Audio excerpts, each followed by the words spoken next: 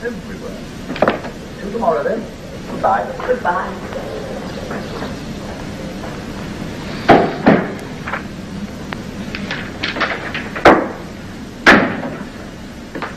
Well, do we get it? Get what? The pension, of course. Do we get it? No. My God, why not? It's against the rules. Buller got it, didn't he? Buller got it. What's the idea of giving it to him and not to us? The governors are afraid of establishing a precedent. The mean old brutes. What I wouldn't like to say to them. What did you say? Just sat there and made a joke in Latin, I suppose. There wasn't very much I could say in Latin or any other language. There wasn't there? Well, I'd have said it all right. I wouldn't have just sat there twiddling my thumbs, taking it from that old phony of a headmaster. But then, of course, I'm not a man. What do they expect you to live on? My money, I suppose. There has never been any question of that. I shall be perfectly able to support myself. Yourself? Doesn't the marriage service say something about the husband supporting the wife, doesn't it? You ought to know. Yes, it does. And how do you expect to do that on 200 a year? I shall do my utmost to save some of it. You're welcome to it if I can. Thank you. For precisely nothing.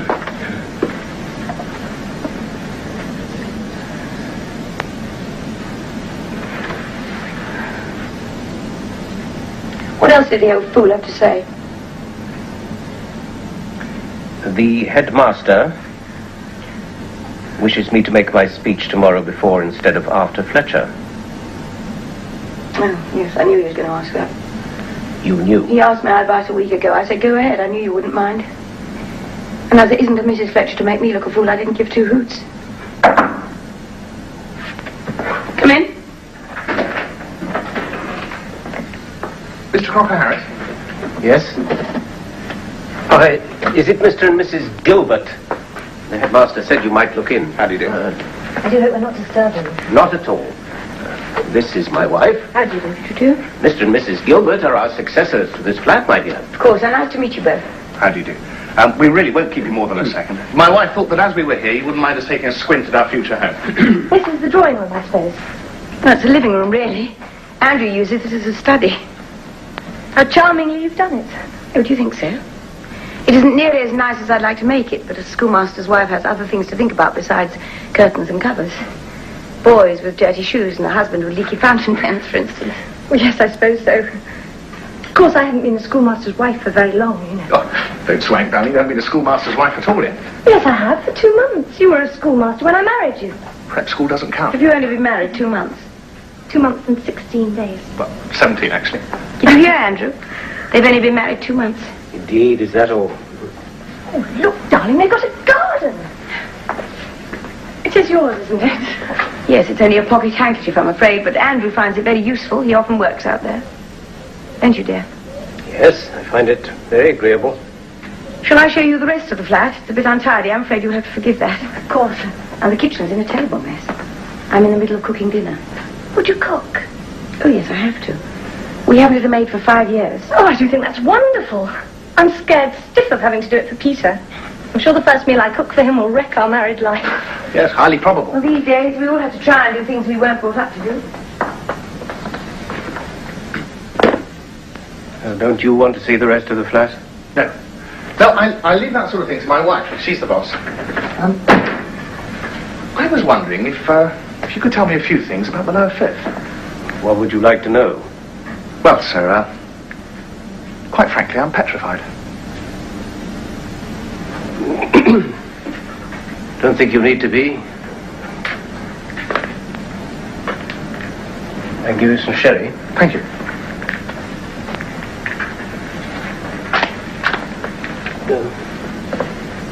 Mostly boys of about 15, 16. They're not very difficult to handle. Headmaster says you rule them with a rod of iron. The Himmler of the lower fifth, he called you. Did he? The Himmler of the lower fifth. I think he exaggerated. I hope he exaggerated. The Himmler of the lower fifth. But he only meant that you get the most wonderful discipline. I must say I do admire you for that. I couldn't manage that with 11-year-olds, so what I'd be like with 15 and 16-year-olds, I shudder to think. It's not so difficult. They aren't bad boys. Sometimes a little wild and unfeeling, perhaps, but not bad. The Himmler of the low fifth, dear me. Perhaps I shouldn't have said that. I've been tactless, I'm afraid. Oh, no. Sit down. Thank you.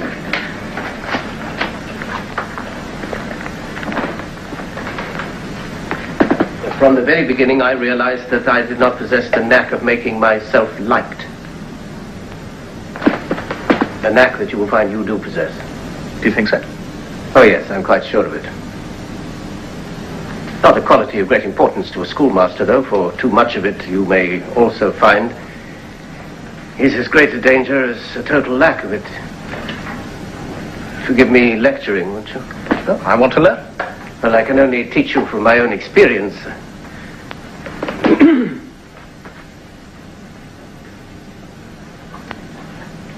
For 2 or 3 years, I tried very hard to communicate to the boys some of my own joy in the great literature of the past.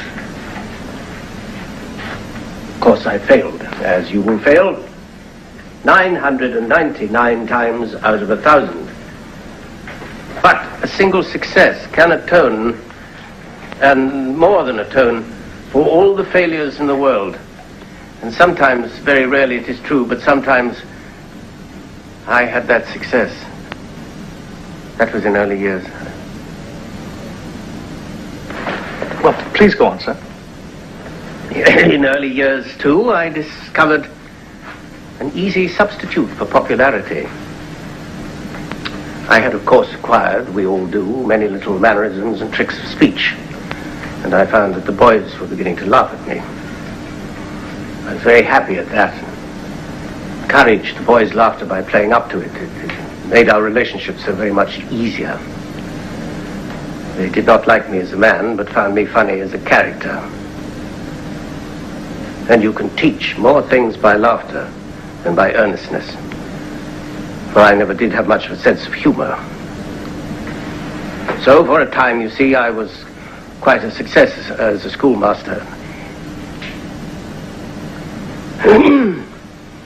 Oh, this is all very personal and embarrassing for you. Forgive me. You need have no fears about the lower fifth.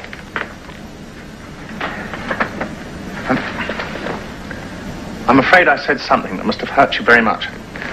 It's myself you should forgive, sir. Believe me, I'm desperately sorry. There's no need. You were merely telling me something that I should have known for myself. Perhaps I did in my heart. Hadn't the courage to acknowledge it. I knew, of course, that I was not only not liked, but now positively disliked. I realized, too, that the boys for many long years now had ceased to laugh at me. I don't know why they no longer found me a joke. Perhaps it was my illness.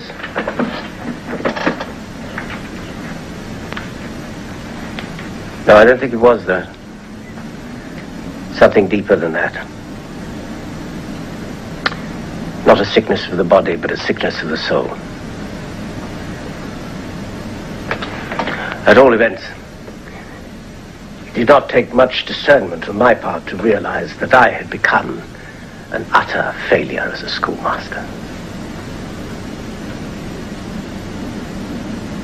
Still, stupidly enough, I hadn't realized that I was also feared. The Himmler of the low fifth. Ha! I suppose that will become my epitaph.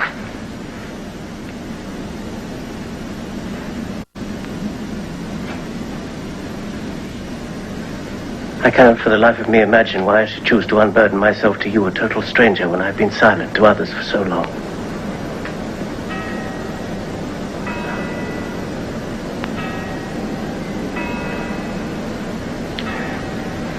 Perhaps it is because my very unworthy mantle is about to fall on your shoulders If that is so, then I shall take a prophet's privilege and foretell you of a very great success with the lower fifth. Thank you, sir. I shall do my best. President. The mean old brutes. What I wouldn't like to say to them. What did you say? Just sat there and made a joke in Latin, I suppose. There wasn't very much I could say in Latin. Till tomorrow, then. Goodbye. Goodbye.